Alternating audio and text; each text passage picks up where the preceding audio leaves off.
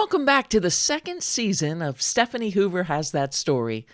I'm so excited to present my second annual 6 weeks of Halloween celebration, and I couldn't be more happy that you've tuned back in.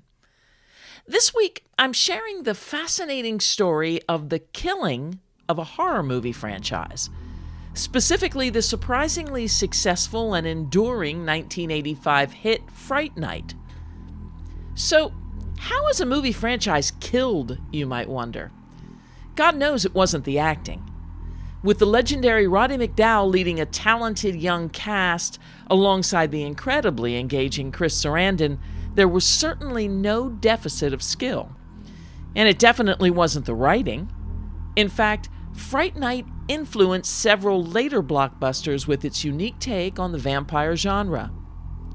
No, what killed Fright Night was, ironically, an actual murder, and one of America's most notorious murders at that. So gather your crosses, bottle your holy water, and settle into your favorite couch, and listen closely as I tell you the truly horrific tale of the killing of Fright Night. Whether it's history, crime, or legend, Stephanie Hoover has that story.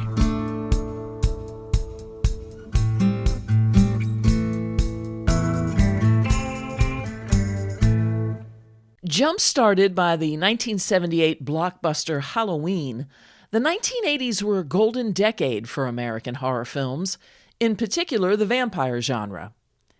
As audiences sought alternatives to slasher psychos like Jason Voorhees and the illusory Freddy Krueger, vampires became the cinematic killers of choice. The vampire tale was already morphing, even broadening to include female bloodsuckers, such as the one played by Catherine Deneuve in 1983's The Hunger. But actor-turned-screenwriter Tom Holland had an even fresher idea. What if the vampires, and therefore the killers, were teenagers? Having already written several successful films, including Psycho 2, Holland pretty easily convinced Columbia Pictures to produce this new script that he called Fright Night. Fright Night combines horror with a hint of humor in a fairly straightforward plot. Teenager Charlie Brewster sees a coffin carried inside the recently sold house next door and becomes convinced his new neighbor is a vampire. Turns out he's right, but no one believes him. But Charlie knows someone who can help him. Washed-up actor and former horror movie star Peter Vincent, who now hosts a cheesy show called Fright Night Theater. Peter Vincent is played by real-life screen legend Roddy McDowall, who was actually Tom Holland's second choice for the part. Fortunately for McDowall, first choice Vincent Price declined the role. Charlie, along with girlfriend Amy, frenemy Evil Ed Thompson, and Peter Vincent, set out to destroy the vampire lair, and the movie proceeds to its suitably satisfactory, gory conclusion. Filming began on December 3, 1984, and concluded 53 days later. The total budget for the movie was $8.25 million, and Fright Night was intended for an early fall 1985 premiere.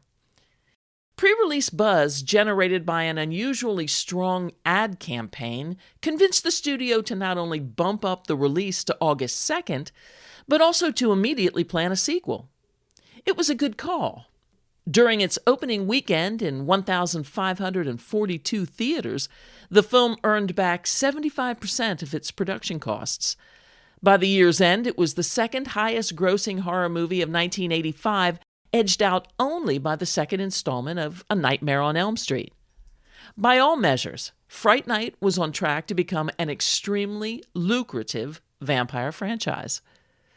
But, especially in Hollywood, looks can be deceiving. Oh, Fright Night was undoubtedly a success. After its robust theatrical run on April 19, 1986, it entered the Billboard charts at number 14 on the most purchased home videos list. Tapes sold for a staggering $79.95 per copy, a price only surpassed by the $89.95 charged for Gone with the Wind. Video rentals were going gangbusters as well, but things at Columbia Pictures weren't going as smoothly. Guy McElwain, head of production during Fright Night's creation, was replaced by a guy named David Putnam. Somewhere in that reshuffling, the rights to a Fright Night sequel passed from the studio to Herb Jaffe, one of the producers of the film. Jaffe's partners on Fright Night Part 2 would be a lesser-known entity called the Vista Organization, and the distributor would be New Century Vista Film Company. Now stay with me here because this is where things get interesting. Filming on Fright Night Part 2 began on October 8, 1987. Roddy McDowall and William Ragsdale, who played Charlie, were the only two original cast members involved in the sequel. Tom Holland had begged off the project to do a film about a nasty little doll named Chucky, so he didn't write or direct the second installment. It was instead written by Halloween 3 writer-director Tommy Lee Wallace, who also directed Fright Night Part 2. The feeling diverged substantially from the original, but it was overall a solid vampire movie.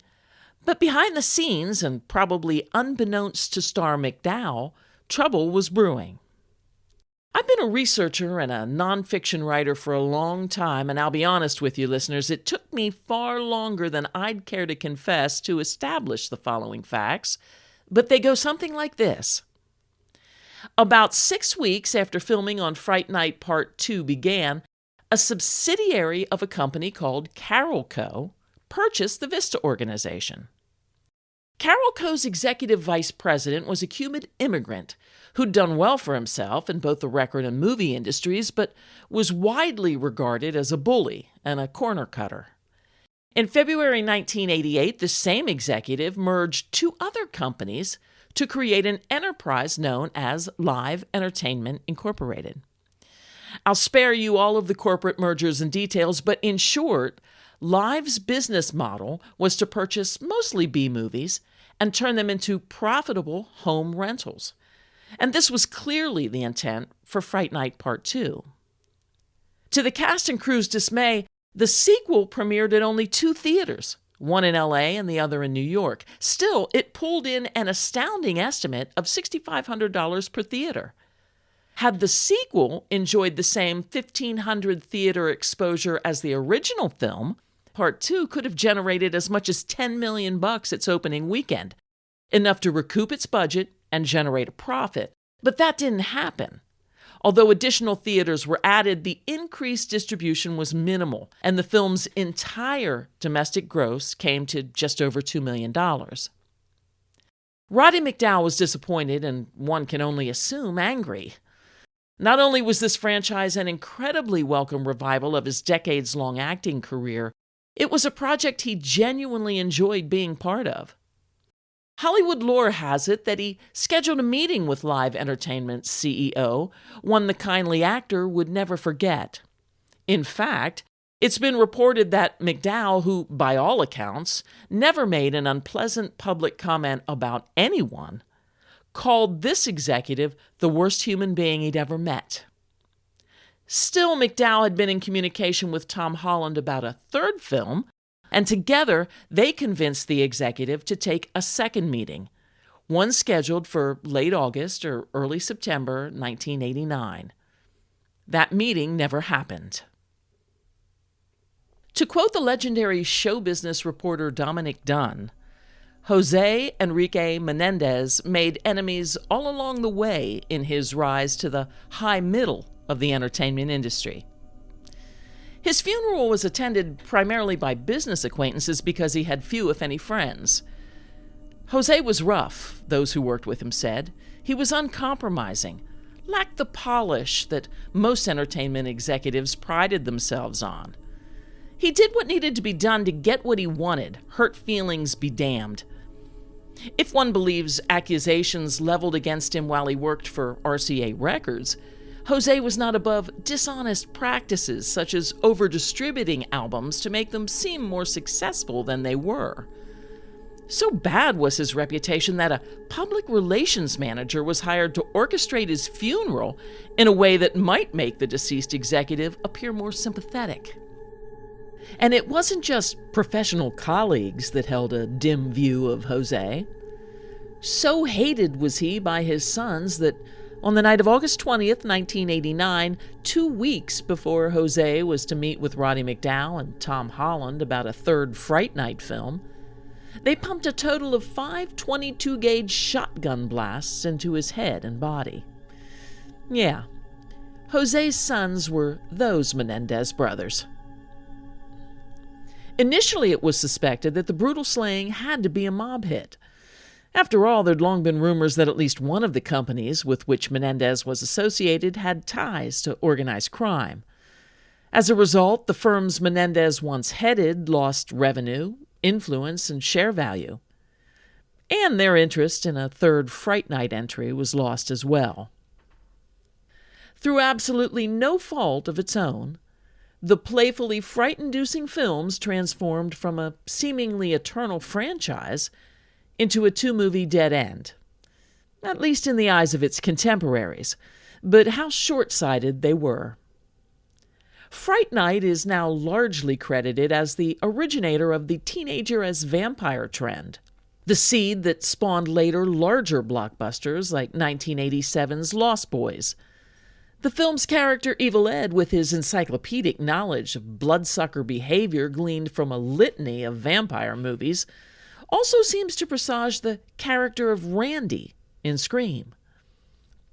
The movie's biggest contribution, though, may have been raising the vampire back from the dead, at least on the silver screen. There's an urban legend in Hollywood that after learning of the death of Jose Menendez, Roddy McDowall called a colleague on Fright Night and asked, "Well, I didn't do it. Did you?" Whether or not that's true, I can hear his wonderfully soft, quirky voice and imagine what must have been the robust laughter on the other end of the line.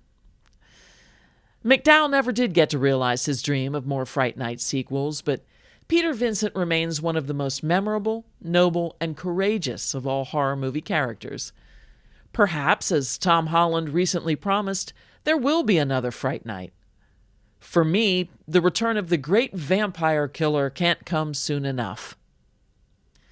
Well, that's the story of how a real-life brutal murder effectively killed one of the most popular franchises in horror movie history.